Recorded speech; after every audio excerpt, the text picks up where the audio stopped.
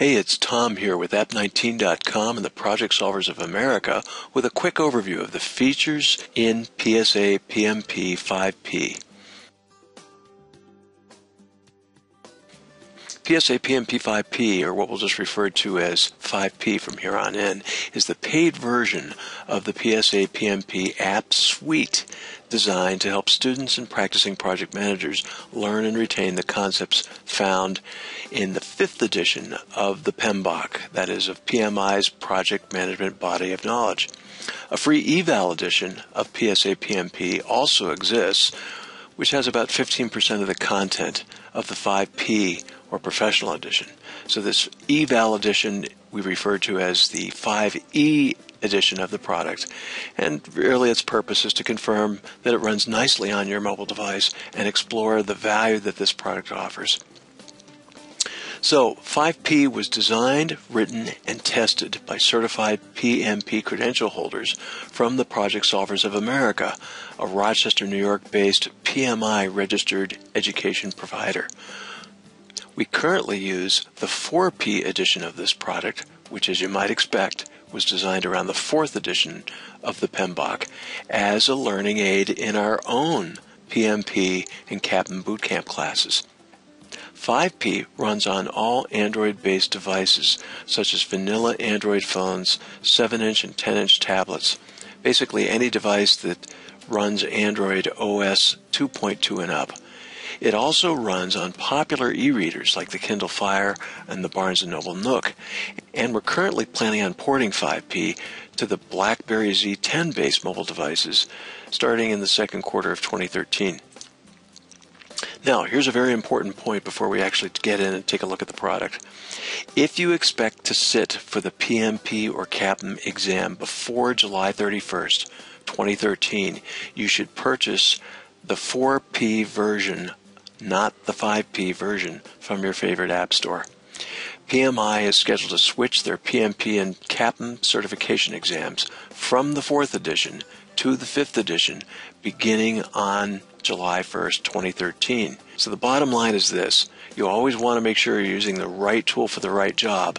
Your job here is to pass your CAPM or PMP exam. And so for that reason, if you're going to sit for the exam before the end of July in 2013, you should be studying the 4th edition of the PMBOK, not the 5th. One other caveat. PSA PMP 4P and 5P are individual apps that are purchased separately, so they're not exchangeable. Now, with all of that behind us, let's take a quick look at some of the features of 5P. This app contains the same memorization practice drills, which we just call drills, reference tools, and reference material that our 4P version of the product had. But, of course, all of it's been revised and additional content has been added for the 5th edition of the product. So, here we go with the app. The best way to get an overview of the product is to simply click from the home screen, and I can tell I'm on the home screen by noting this up here, by clicking on the Help button in the lower right corner. Each screen within this application has an associated help file which is displayed. As I scroll through this particular help file from the home screen, I'll see a nice architectural overview figure. I call it the 5,000-foot overview figure, which shows the structure of the product. Basically, from the home screen, I have menu groups, a menu group called Practice Drills, Reference Tools, Search Tools, Exam Tools, and then Utilities. And then within most of those, I'll have Settings.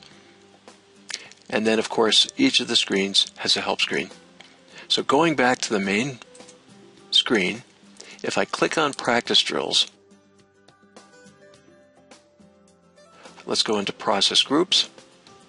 And in this case, I'm going to be placing one or more of the 47 processes found in the 5th edition of the PMBOK into its associated process group. These process groups are indicated by their first initial, so we have initiation, planning, executing, monitoring and control, and then closing.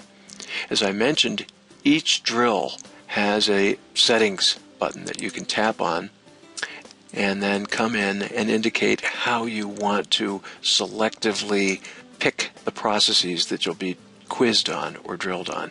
So as you can see, we can clear all, we can select all, and let's clear all and just pick the integration and our new knowledge area, which is in the 5th edition, called Stakeholder Management. All of the other knowledge areas have the same exact name as what they did in the 4th edition. We'll save this. If we optionally want to, we can turn on hints, which will be displayed, and then let's start our drill. Notice as the drill starts, a process is displayed in this area, and my goal in this drill is to simply pick which process group this process belongs to. So monitor and control project work belongs in the monitoring and control process group. When I select the correct group, I'll get a favorable audio response if I have that enabled. Direct and manage project work is in execution.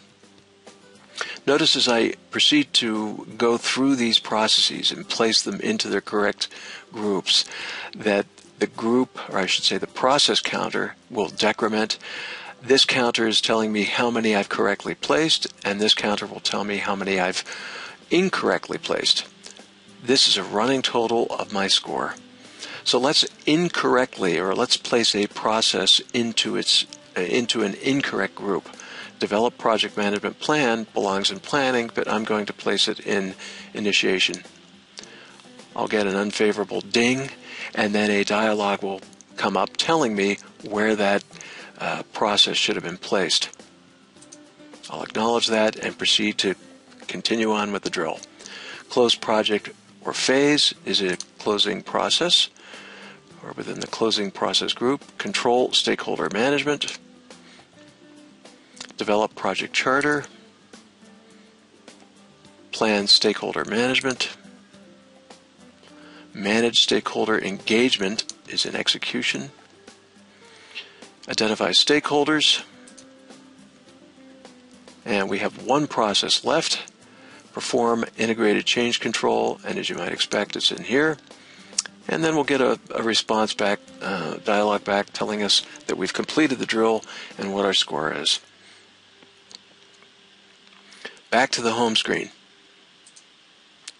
I'll step into these other knowledge areas so that you can quickly see what the process knowledge area group looks like. It's very similar.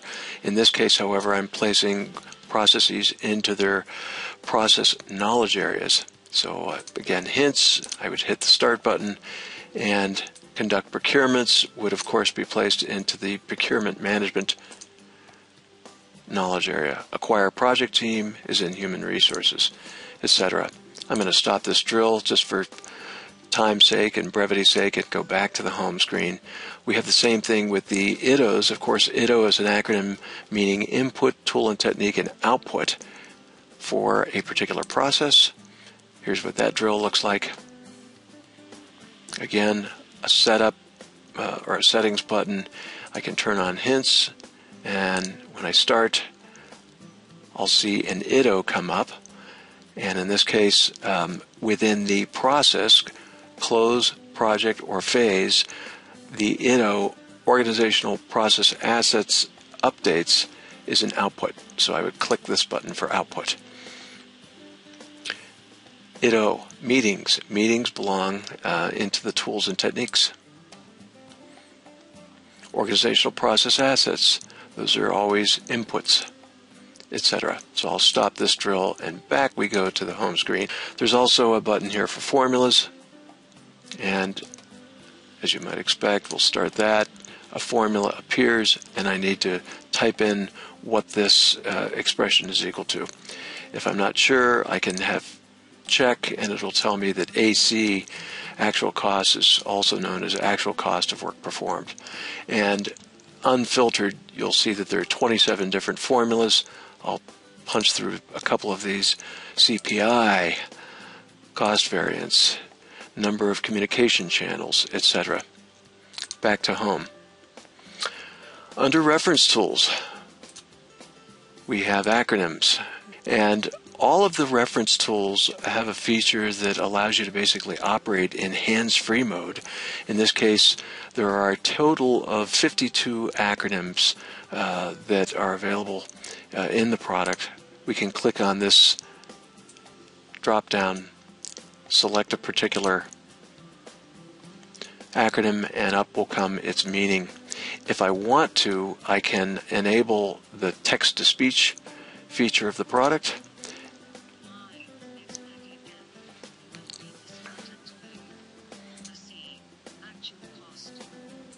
And select on a particular term. All of the reference tools, I can go in and select quiz mode. And I've got several different options when I do that. How do I want to be quizzed? Do I want the acronyms to appear randomly from A to Z, from Z to A? Do I want to have them appear by me clicking on the next button, or do I want to just have them appear automatically after a set time period? All of the acronyms can be placed into these 5 major categories. So let's just save this. BSc, Budget at Completion. CCB, Change Control Board. COQ, Cost of Quality.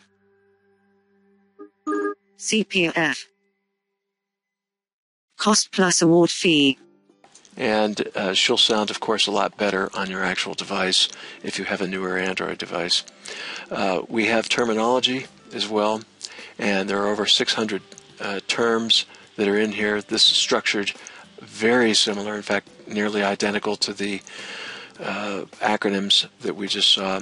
We can come into settings, and we're still on automatic mode here, but we can click on settings, go to next button, come over, and as you can see, we've got process groups. You can filter by process groups, the process knowledge areas, and lastly by supplemental areas. So if you wanted to be just quizzed on the framework, you could come over here and click the clear all button, and then scroll back down.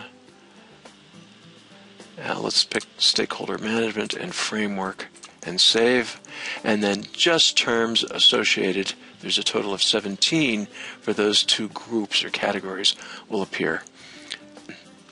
When I click on the next button for business value, the meaning for that term will come up. Control stakeholder engagement. Of course, is a process.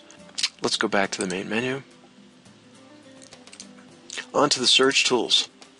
So we've added, this is a new menu group from the 4P version or 4th edition version of our product, Process and ITO search tools. We have 3 sub-menu or 3 tools within here that we think are unique and novel to our product. ITO Finder being the most notable. For those of you that may not be aware, the 5th edition has 236 ITOs. This particular tool allows you to find which processes use a particular ITO. So I can click on the spinner here, select activity cost estimates, and up will come the processes where that particular ITO is used. So here's the name of the process, and here's its actual ID. Process ITO Finder simply allows us to display for a given process, such as develop project charter, to display the inputs, tools, and techniques, and then outputs for that particular process. So if we come over here, select close project or phase, we're going to, of course, have a number of inputs, tools and techniques, and then outputs.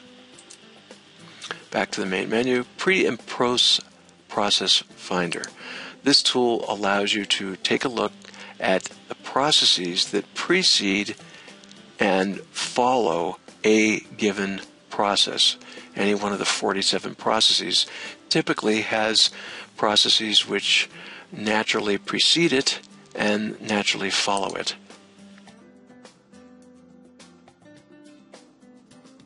The PMP and CAPM exam tools has a very convenient time planner tool that allows you to estimate how long or how much time you'll have to answer each question on the exam by indicating how much review time you would like to have at the end. If I want to have a 1 hour of review time, let's say, make it 64 minutes, means I'll have 51 seconds per question on the PMP exam. If I'm studying for the CAPM exam, I only have 3 hours for that exam, but likewise I have only 150 questions. Then I'll have 44 seconds per question. I can also indicate if I want to take a break sometime during the 4, or in this case 3-hour exam. We have a section called Preparation Best Practices, which has a number of best practices that we've acquired from our students and from others who have sat for the PMP exam, such as arriving at the test center early, drive to the test center 1 week before the test. And why would you want to do that? Well, depending upon what city and what area you live in, that drive could take a long time. It could be a function of traffic, etc. Basically, practical tips that our students have provided to us. Lastly, under Utilities, we have settings for the app as a whole. When you take any of the drills back up in this section of the product, a drill score is kept for you. Your duration, your beta score, how well you did as a percent, that's kept, and you can email that score to yourself or to anyone you might want to, so that you can plot your performance as you proceed to study the material. You've got an area here with a number of convenient web links so that you can quickly go to the PMI website and apply to take the exam. Once you've been approved to sit for the exam, you can also quickly or easily go to the Prometric site here by clicking on this link. And that's it. That's the overview of PSA PMP 5P. We hope you enjoyed this webcast and hope you buy the product. Thanks for watching.